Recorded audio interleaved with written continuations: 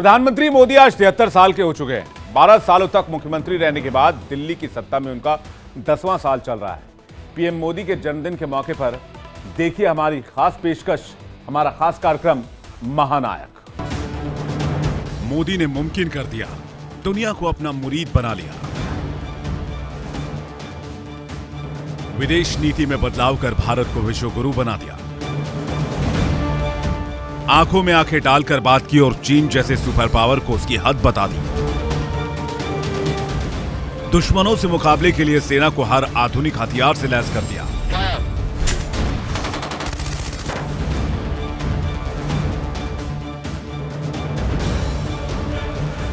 सनातन के ध्वज को थामकर चलने वाले मोदी ने कई तीर्थस्थलों का कायाकल्प कर दिया। हिंदुस्तान विकास के रास्ते पर है, लेकिन मोदी राज में पर्यावरण का भी पूरा ख्याल है। मोदी देश को विश्व गुरु बनाने के काम में लगे हुए हैं। देश के लिए काम है, लेकिन उसमें भी मोदी का एक अलग अंदाज है। काम के साथ उनका यह अंदाज उन्हें दूसरे भारतीय नेताओं से काफी आगे खड़ा करता है और एक ग्लोबल लीडर के तौर पर दुनिया के नक्शे पर स्थापित करती है। दुनिया के नक्शे पर देखिए आज कौन सा नेता लोकप्रियता में कहां खड़ा है। हाल ही में किए गए ताजा सर्वे में मोदी दुनिया के किसी भी नेता के मुकाबले सबसे ज्यादा लोकप्रिय हैं। 76% के साथ नंबर 1 पोजीशन पर हैं पीएम। उनके बाद आता है नंबर ब्राजील के राष्ट्रपति का, फिर ऑस्ट्रेलिया के प्रधानमंत्री, इटली के प्रधानमंत्री और अमेरिका के राष्ट्रपति जो बाइडेन का नंबर आता है। इस सर्वे को decision intelligence company Morning Consult ने किया है, जिसमें दुनिया के 22 देशों के नेताओं को शामिल किया गया था। 2014 के बाद मोदी के राज में भारत की विदेश नीति में बहुत बड़ा बदलाव आया।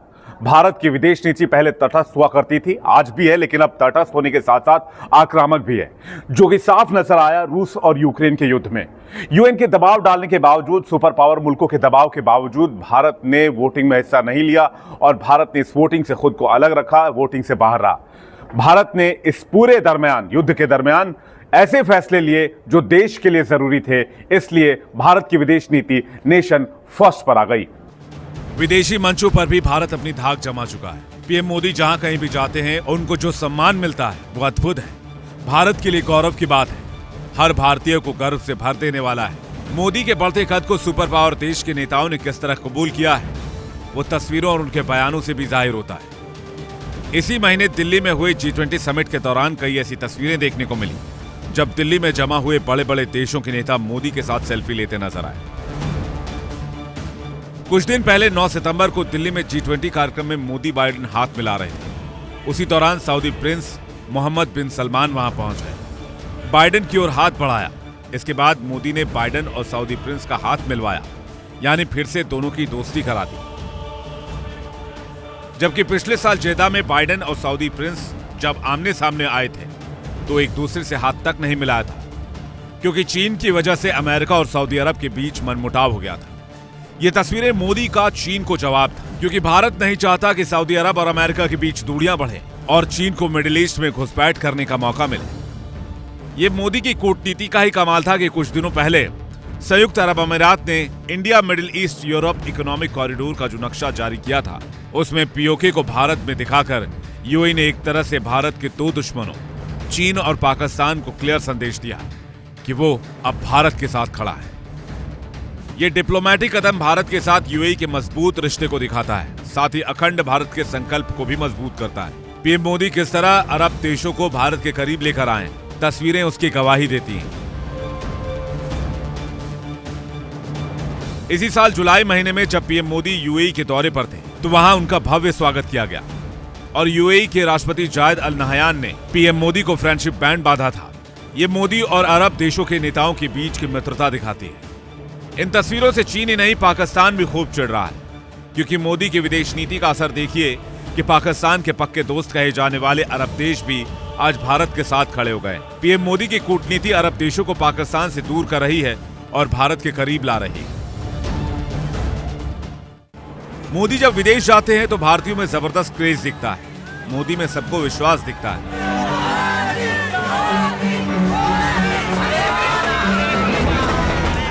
मोदी यहां आम लोगों से भी संवाद करते हैं, सबको साथ लेकर चलने की मोदी नीति यही है।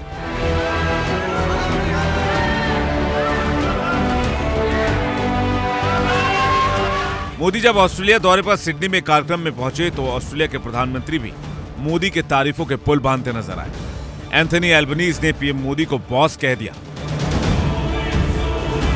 मोदी को बॉस कहने समझने वालों की कमी नहीं है। दुनिया के बड़े बड़े दिग्गज नेता से लेकर बड़ी बड़ी कंपनियों के मालिक भी मोदी के मुरीद दिखते हैं। Prime Minister Modi is the boss.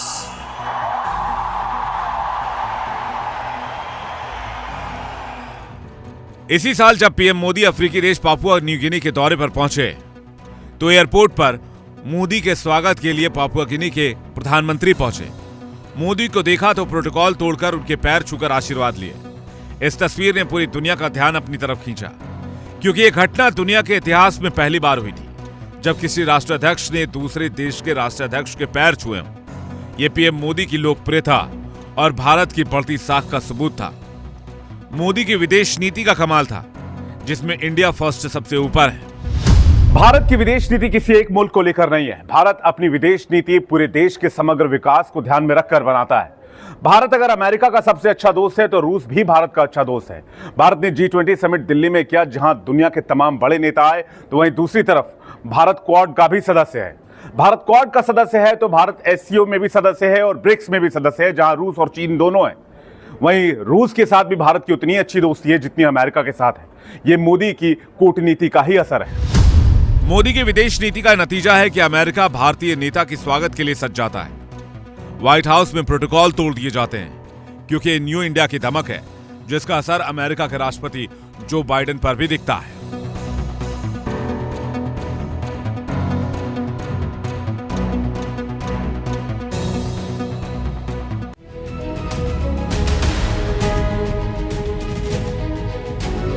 राष्ट्रपति बाइडेन जब G20 के लिए दिल्ली पहुंचे तो पीएम मोदी के साथ 2 दिन में 7 बार मिले। कुल 7 बार दोनों नेता एक साथ नजर आए। 8 सितंबर को जैसे ही बाइडेन का विमान एयरफोर्स 1 दिल्ली में लैंड किया, उसके तुरंत बाद वो प्रधानमंत्री मोदी से मिलने उनके आवास पहुंच गए। बाइडेन ने आते ही मोदी से मुलाकात की। सोचिए किसी भी देश के लिए कितनी बड़ी बात होगी। 9 सितंबर सुबह 9:30 बजे मोदी ने भारत मंडपम में प्रेसिडेंट बाइडेन का वेलकम किया। इस दौरान प्रधानमंत्री ने बाइडेन को कोणार्क चक्र के बारे में बताया। यहां पीएम मोदी ने अमेरिकी राष्ट्रपति जो बाइडेन को नालंदा यूनिवर्सिटी के इतिहास के बारे में भी बताया। तो दोनों नेता राजघाट पर बातचीत करते हुए पैदल चलते नजर आए। ये तस्वीरें मोदी बाइडेन की दोस्ती की मिसाल पेश करती हैं, बताती है कि दुनिया का सुपर पावर अमेरिका का भारत से लगाव कितना है और रिश्तों में आज जो गर्मजोशी है वो पहले नहीं रही है। प्रधानमंत्री मोदी ने देश को दुनिया की 5वीं आर्थिक महाशक्ति बना दिया। भारत अब नए वर्ल्ड ऑर्डर में शामिल हो गया है, तेजी से आर्थिक विकास कर रहा है, जल्दी टॉप 3 में भारत आना चाहता है। लेकिन यह काम इतना आसान नहीं था। इसके लिए प्रधानमंत्री मोदी ने कड़े फैसले लिए। उन फैसलों को लिया जिन पर अडिग रहना पड़ा और जिसके लिए उनसे सवाल पूछे गए, जिसका नतीजा है कि भारत आज टॉप 5 वर्ल्ड इकोनॉमी में है। विदेश नीति के मोर्चे पर आज भारत सुपरहिट साबित हो रहा है और इसका क्रेडिट सीधे प्रधानमंत्री को दिया जा रहा है। विदेश नीति पर मोदी का फोकस शुरुआत से रहा। जब उन्होंने पीएम पद की कुर्सी संभाली 2016 में, जब वो सिंगापुर दौरे पर गए तो वहां भारतीय समुदाय के लोगों से बातचीत में उन्होंने इसका जिक्र भी किया था। मोदी ने तब जो कहा था वो आज सच साबित हो रहा है। मैं जब चुनाव के मैदान में था तो मुझे पत्रकारों ने पूछा था कि आपकी विदेश नीति कैसी होगी। कहता था कि देखिए भाई, जब हम इस जिम्मेवारी को निर्वाह करने की नौबत आएगी तब क्या करना वो देखेंगे, लेकिन मैं इतना विश्वास देता हूं, न हम आंख झुका करके बात करेंगे,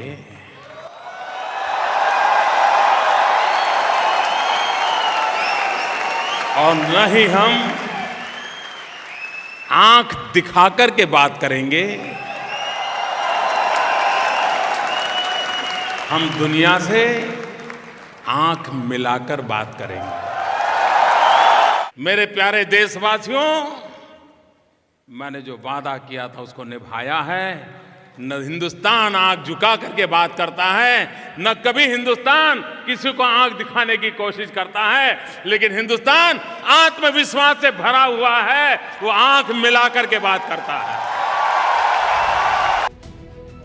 सफल विदेश नीति से भारत की दुनिया में धाक बढ़ रही है, लेकिन देश के दुश्मनों को साधने के लिए सिर्फ कूटनीति ही जरूरी नहीं होती, बल्कि युद्ध के सूरत में हथियारों से दम दिखाना पड़ता है। लिहाजा मोदी सरकार ने शुरुआत से ही रक्षा के क्षेत्र में खूब काम किया। सेनाओं का मनोबल बढ़ाने के लिए खुद पीएम मोदी सेनाओं के बीच पहुंच जाते हैं।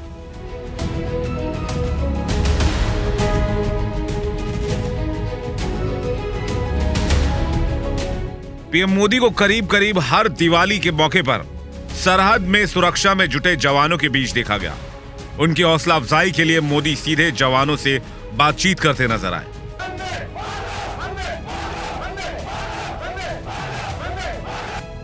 मोदी जानते हैं कि 1 अरब से ज्यादा की आबादी वाला देश सरहद के भीतर अगर चैन से सो रहा है तो उसकी वजह इन वीर जवानों की कुर्बानी है। चाहे हिमालय हो, रेगिस्तान हो, बर्फीली चोटियां हो, गहरे पानी हो, कहीं पर भी आप लोग मां भारती का एक जीता जागता सुरक्षा कवच है। आपके सीने में वो जज्बा है जो 130 करोड़ देशवासियों को भरोसा होता है, वो चैन की नींद सो सकते हैं। आपके सामर्थ्य से देश में शांति और सुरक्षा एक निश्चिंतता होती है, एक विश्वास होता है। आपके पराक्रम की वजह से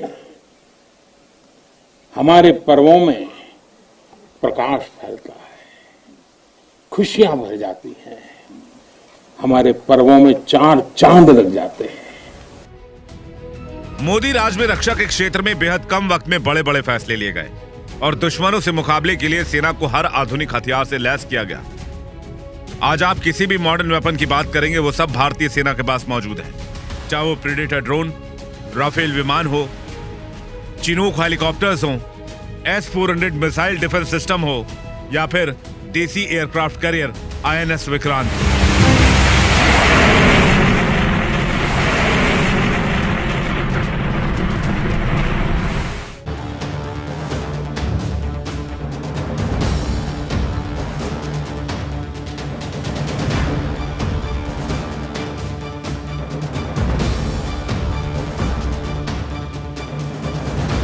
मोदी ने विदेश से लेकर रक्षा के क्षेत्र में जो काम किया उन सब से हर भारतीय जुड़ा है, उसके हित जुड़े हैं, उसकी तरक्की जुड़ी है। लेकिन मोदी राज में भारतीयों की आस्था से जुड़े मुद्दों पर भी काम हुआ, चाहे वो तीर्थ स्थलों के कायाकल्प की बात हो या फिर हज यात्रियों के लिए नियमों में बदलाव।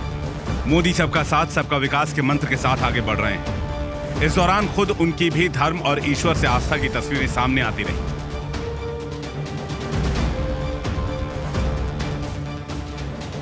ये तस्वीरें अक्टूबर 2022 की हैं, जब उज्जैन में भव्य महाकाल कॉरिडोर का उद्घाटन किया गया था और उद्घाटन से पहले मोदी ने महाकाल के गर्भगृह में पूजा अर्चना की थी। इस दौरान पीएम मोदी ने माथे पर तिलक लगाया हुआ था, गले में रुद्राक्ष की माला पहने महाकाल की भक्ति में लीन नजर आए।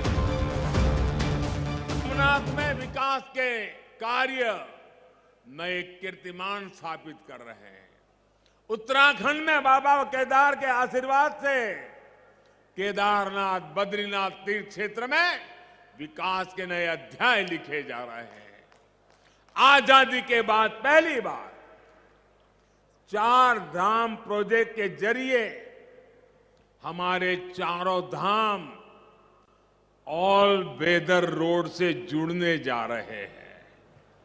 इतना ही नहीं, आजादी के बाद पहली बार करतारपुर साहब कॉरिडोर खुला है, हेमकुंड साहिब रोपवे से जुड़ने जा रहा है।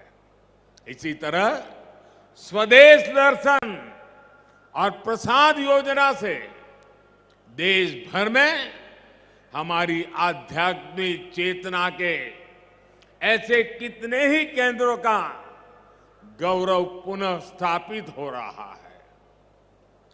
और अब इसी कड़ी में ये भव्य, अति भव्य महाकाल लोग भी अतीत के गौरव के साथ भविष्य के स्वागत के लिए तैयार हो चुका है।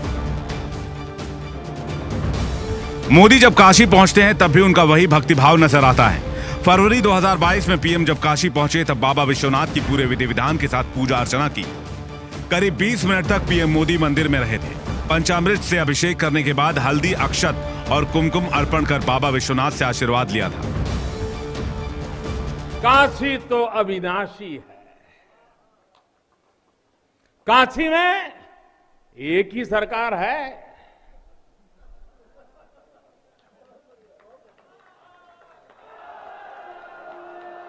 जिनके हाथों में डमरू है, उनकी सरकार है। जहां गंगा अपनी धारा बदलकर बहती हो, उस काशी को भला कौन रोक सकता है। काशी खंड में भगवान शंकर ने खुद कहा है, बिना मम प्रसादम वै कह काशी प्रति प्रद्युत्ते, अर्थात बिना मेरी प्रसन्नता के काशी में कौन आ सकता है, कौन इसका सेवन कर सकता है। काशी में महादेव की इच्छा के बिना न कोई आता है और न यहां उनकी इच्छा के बिना कुछ होता है। यहां जो कुछ होता है महादेव की इच्छा से होता है। ये जो कुछ भी हुआ है महादेव ने ही किया है। चाहे उज्जैन का महाकाल मंदिर हो या वाराणसी का काशी विश्वनाथ मंदिर, दोनों ही जगहों पर आज भव्य और दिव्य कॉरिडोर बन चुका है। महाकालेश्वर मंदिर के कॉरिडोर को देश का सबसे लंबा कॉरिडोर माना जाता है। ये 920 मीटर लंबा है, तो काशी विश्वनाथ कॉरिडोर 300 मीटर लंबा है। इन दोनों ही तीर्थस्थलों का मोदी ने कायाकल्प कर दिया है। काशी में सिर्फ विश्वनाथ कॉरिडोर नहीं बल्कि मां गंगा के बुलावे पर काशी गए मोदी की वजह से पूरी शिव नगरी में विकास की गंगा बह रही है। और ये सिर्फ भक्ति और धर्म कर्म से जुड़ा मसला नहीं है, बल्कि इससे उस क्षेत्र का विकास भी जुड़ा है। भक्तों का बस भव्य राम मंदिर के निर्माण का इंतजार है, जिस पर तेजी से काम चल रहा है। साथियों, राम मंदिर के निर्माण की ये प्रक्रिया राष्ट्र को जोड़ने का उपक्रम है।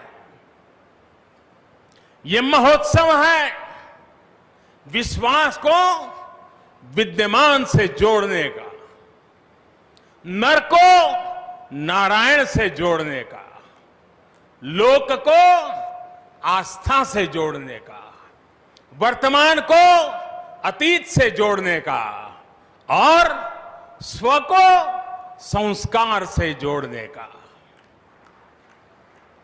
आज के इस ऐतिहासिक पल युगों युगों तक, दिग दिगंत तक भारत की कीर्ति पताका फहराते रहेंगे। 2013 में केदारनाथ में आई महातबाही को कौन भूल सकता है, जब सब कुछ तबाह हो गया था। लेकिन आज पीएम मोदी के शिव के प्रति आस्था की वजह से केदारनाथ दोबारा खड़ा हो गया। अब मंदिर का इलाका पहले से कहीं ज्यादा भव्य नजर आता है। भले ही बाबा केदारनाथ का मंदिर हिमालय के दुर्गम इलाके में हो, लेकिन मोदी उनके दर्शन के लिए करीब करीब हर साल वहां जाते हैं। तो जिस नेता ने लोगों की आस्था से जुड़े तीर्थस्थलों के विकास के लिए इतने काम किए हों, भगवान के घर को सकरी गलियों से निकालकर विशाल कॉरिडोर में बदल दिया हो, वो भला उसी भगवान और उनके धर्म के वजूद पर हमले को कैसे सहन कर सकता है। यही वजह है कि देश में राजनीति के चलते शुरू हुए सनातन के विरोध का भी मोदी ने मुकम्मल जवाब दिया है।